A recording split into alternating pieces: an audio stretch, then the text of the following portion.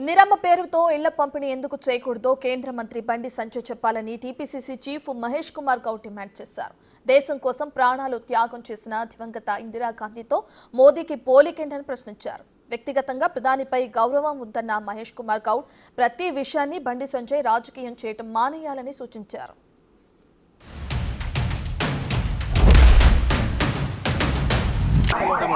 తప్పకుండా పెట్టాల్సిందే. రేషన్ బియ్యం ఇచ్చేది కేంద్ర ప్రభుత్వము, కానీ మోడీ గారు ఫోటో ఎందుకు పెట్టారు? పెట్టాల్సిన బాధ్యత లేదా మీకు? ఇప్పుడు ప్రధానమంత్రి ఆవాస్ యోజన ఇల్లు ఇస్తున్నాం, మోడీ గారు ఫోటో పెట్టాల్సిందే. ప్రధానమంత్రి ఆవాస్ యోజన అని బోర్డు పెట్టాల్సిందే. అరే ఇండ్లు అడుగుతారు, ఇల్లు ఇస్తాము, పేద ఆలోచిస్తాము, ఫోటోల కోసం వెళ్ళి కాదు.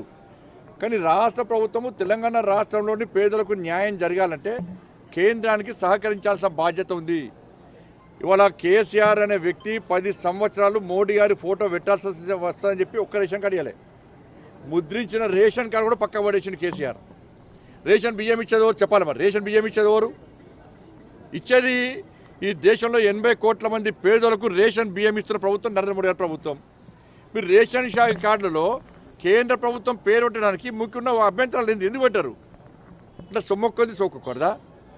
మేము ఇల్లు ఇవ్వడానికి వీళ్ళు అట్లా ఇట్లా మొండికేస్తే నేరుగా పేద ప్రజలకు ఏ విధంగా ఇల్లు ఇవ్వచ్చో ఆ రూట్ మేము వెతుకుంటాం. మేము వీళ్ళకి ఇట్లా రేషన్ కార్డుల మీద ఫోటోలు పెట్టకుంటే, మోడీ గారి ఫోటో కానీ కేంద్ర ప్రభుత్వం పేరు పెట్టకుంటే నేరుగా రేషన్ కార్డు ఎట్లా ఇస్తుందో మేము ఆ రూట్ వెతుకుంటాం. అప్పుడు రాష్ట్ర ప్రభుత్వానికి ఇబ్బందులు వస్తాయి. దిగజాడు రాజకీయం అంటాం. ఇక్కడ కేంద్ర మంత్రి స్థాయిలో ఉండి ఇంత దిగజాడు మాట్లాడితే ప్రధానమంత్రికి అందరం గౌరవిస్తాం. మోడీ వ్యక్తిగతంగా చూడడం కదా, ప్రధానమంత్రికి అందరం గౌరవిస్తాం.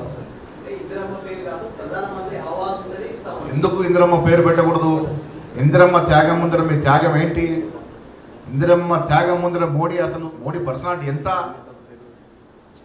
ఇందిరమ్మ త్యాగం ఎక్కడ? ఇందిరమ్మ రాజకీయ పరిణతి ఎక్కడ? ప్రపంచవ్యాప్తంగా ఉక్కుమైలుగా పేరు పొందినట్టు ఇందిరమ్మ పేరు పెట్టుకుంటే మీ కడుపు నొప్పి ఏంటి? పథకాల పేర్లంత మాత్రాన మేము ఇవ్వము అంటే ప్రజల యొక్క ఆకాంక్షను మీరు కించపరిచినట్టే. బండి సంజయ్ గారు ఒక రకంగా ఈ రకంగా మాట్లాడి క్షమాపణ చెప్పాలి.